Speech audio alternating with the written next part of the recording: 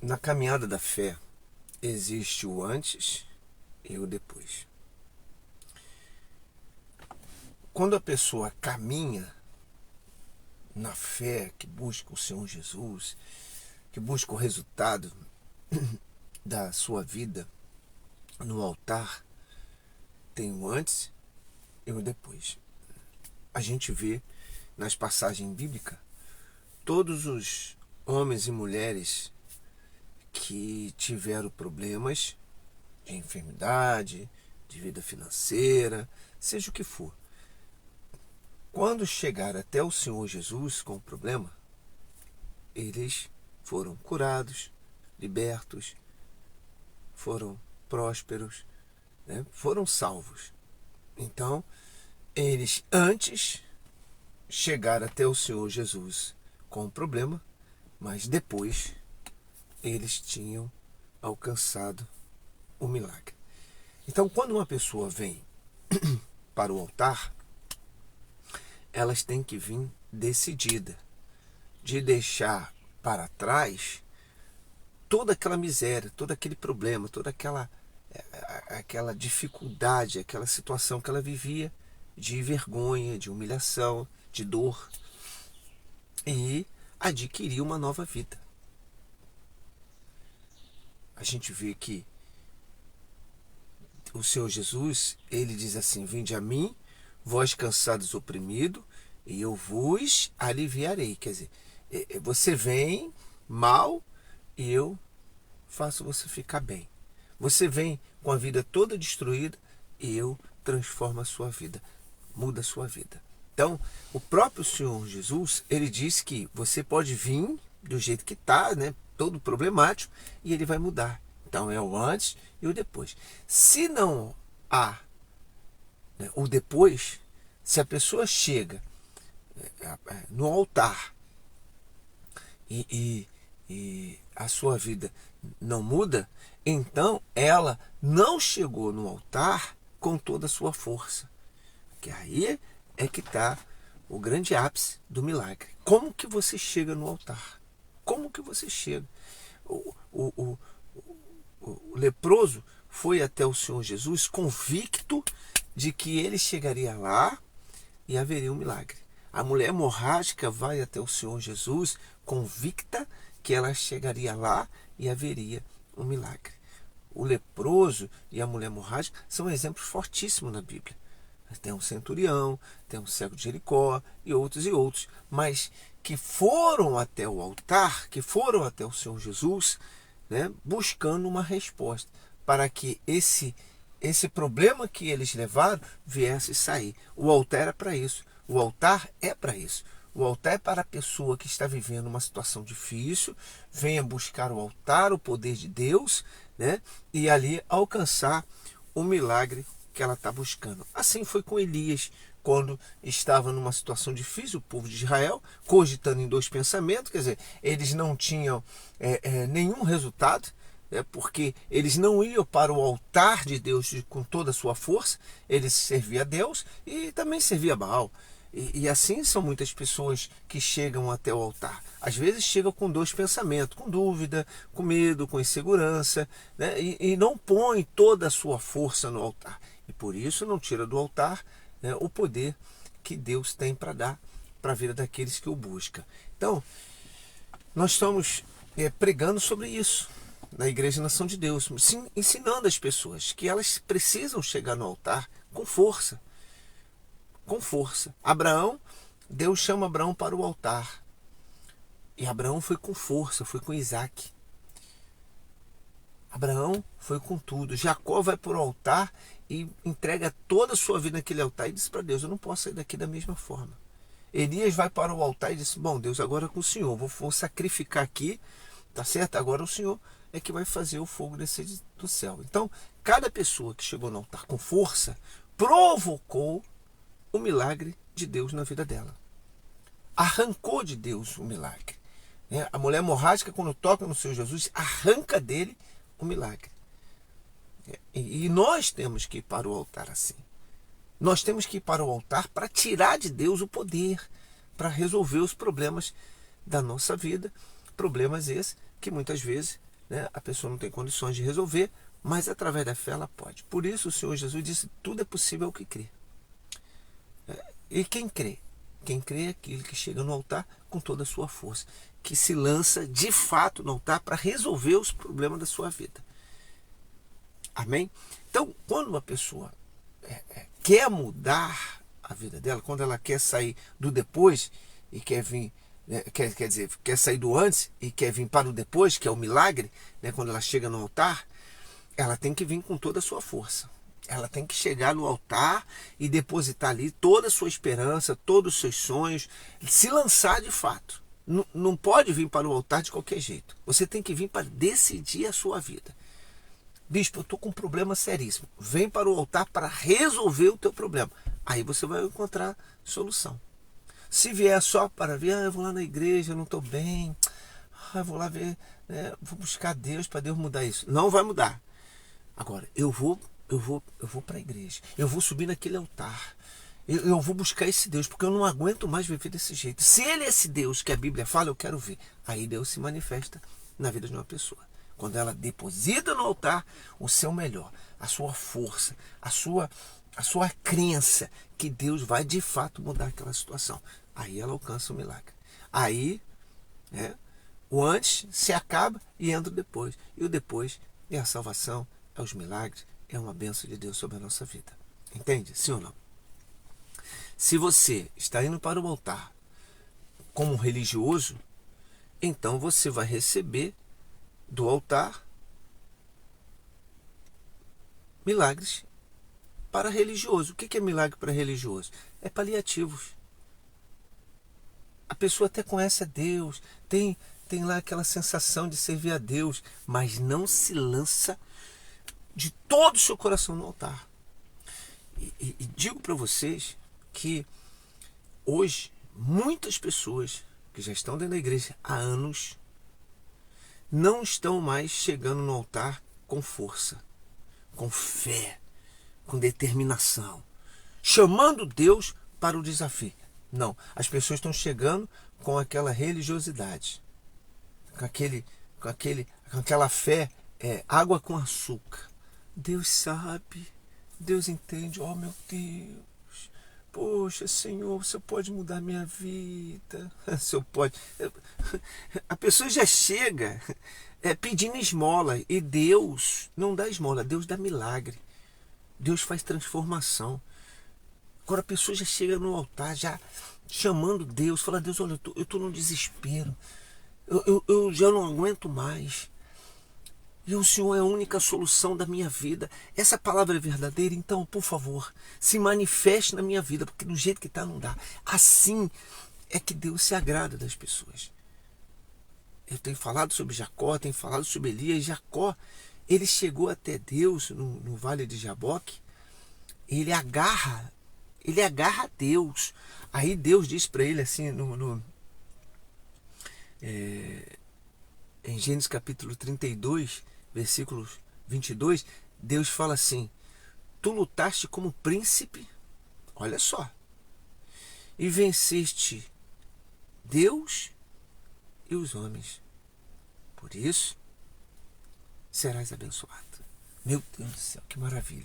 Olha só, hoje, eu lembro que eu estava orando uma vez no altar e disse, Deus, cadê o Senhor? Cadê o Senhor na minha vida? Cadê o Senhor na vida do teu povo? Tem gente aqui que acredita, tem gente aqui, ou o Senhor faz ou acaba com tudo, porque não dá para viver assim. Quando terminou a reunião, uma senhora chegou para mim e disse, o senhor está maluco? O senhor está botando Deus na parede? O senhor está determinando o que Deus deve fazer? O senhor está doido? Não pode falar assim com Deus, não. Aí eu, mas, falei, como assim, senhora? Ela, você viu o que você falou? Se Deus existe. Eu falei, sim. Ela, mas você disse para ele, ou você faz ou não faz? Não, eu disse não. Se o Senhor se agrada da gente, se o Senhor é esse Deus que a Bíblia fala, não é que eu duvidei, não. Eu estava mostrando para ele que eu queria ver esse Deus que a Bíblia fala. A mulher se escandalizou. É um monte de religioso dentro da igreja.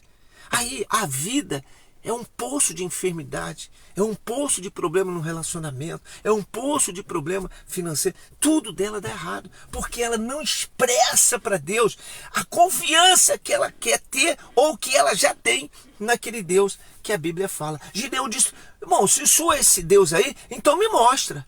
E foi por 3 vezes que Gideão provou a Deus. E tem um monte de passagens que os homens chegaram até Deus e falaram, cadê o Senhor? Cadê o Senhor? Elias chegou e falou, bom Deus, agora eu já fiz o sacrifício. Agora eu já fiz o sacrifício.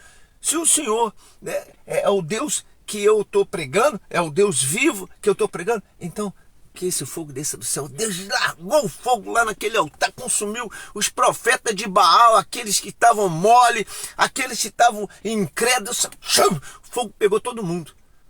Aí a pessoa, bispo, porque são religiosos. São religiosos. Se não exercitar a fé, se atrofia. Para de comer. Daqui a pouco está caindo por aí. Para de andar, fica lá deitado numa cama, lá parado lá. Daqui a pouco as pernas não tem mais força. Ou nós exercitamos a fé no altar, ou pagamos preço. Deus nos chama para que Ele venha se manifestar na nossa vida. E como é que Ele chama? Como é que Ele chama? Vinde a mim, vós cansados e oprimidos, e eu vos aliviarei. Clame a mim, invoque o meu nome, e eu te responderei. É assim que funciona a fé. E essa fé, os religiosos não gostam. E aquela senhora brigou comigo. Meu Deus do céu. Meu Deus do céu. Mas hoje, onde está? Fora da igreja. Está fora da igreja. Não está igreja nenhuma. Por quê? Porque tem pessoas que são contestadoras. Ah, isso não, aquilo não, ah, isso não, ah, isso não. A pessoa quer uma igreja para ela, então ela constrói. Porque a igreja de Cristo é a igreja que leva a gente para o altar. Me diz qual é a passagem bíblica que Deus não chama aí o povo para o altar. Me diz uma. Deus chega para Israel e fala, por que vocês se afastaram de mim, Israel? Por que vocês se afastaram de mim? Volte para mim, e eu, o Senhor, me voltarei para vós outros. Todas as vezes Deus chama o povo para o altar. E hoje não é diferente. Agora, não é vir para o altar de qualquer jeito. Ai, eu vou lá no altar. Ai, meu Deus, vou falar com Deus. Não muda nada, não muda nada. Muda nada, já tem que vir decidido. Ó, meu Deus, eu estou indo para a sua casa. Mais uma vez, meu Deus, eu preciso de um milagre. Meu Deus, eu estou aqui. O Senhor é o meu Deus, o Senhor é o maravilhoso, o Senhor é o Criador, o Senhor é o Deus das maravilhas. Me ajuda, porque não dá para viver desse jeito. É assim que nós vamos para o altar. Na Igreja Nação de Deus, nós ensinamos as pessoas a ir para o altar para buscar Deus, não para ficar louvando. Ó Deus, nós te adoramos. Ó Deus isso, ó Deus aquilo. E não muda nada. Não muda nada. Você quer adorar a Deus? Eu falo para as pessoas, você quer adorar a Deus? Dá um bom testemunho da sua vida. Mostra para as pessoas que o Deus que você busca, né, no altar, o Deus da Bíblia, ele se manifesta na sua vida. Isso é adorar a Deus. Porque aí quando a pessoa olha para a sua vida e diz assim, puxa vida, poxa, olha, depois que você passou a buscar o Senhor Jesus, poxa, você tem dado bom testemunho, você adorou a Deus, você louvou a Deus. A pessoa olhar para você e dizer, esse ali é um cristão, olha, procura andar sempre certinho, você adorou a Deus. Isso é adorar a Deus. Agora dentro da igreja, a pessoa está lá adorando a Deus, mas lá fora fazendo um monte de burrada, né? E muita gente como eu, né, antes de me converter, falava, eu não quero ser crente igual esse ali não, eu não quero ser cristão como aquele homem ali não. Olha lá, o cara está dentro da igreja, daqui a pouco está ali mexendo com a mulher, o cara está dentro da igreja, daqui a pouco está ali bebendo, o cara está dentro da igreja, daqui a pouco está ali fofocando, pô, só vive nas casas dos outros pedindo as coisas. Eu falava isso.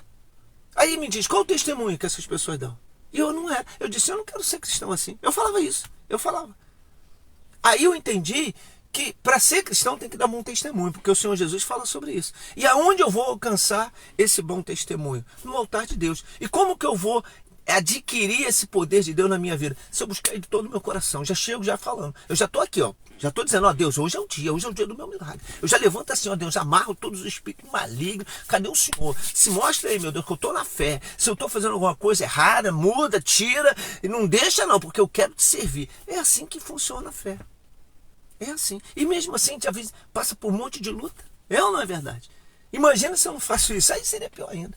Mas quando a gente vai para o altar, as lutas continuam. Só que quando você sai de lá, sai vencendo. Eu estava falando sobre Jacó, que Jacó, quando foi para o vale de Jaboque, Primeiro ele foi perseguido por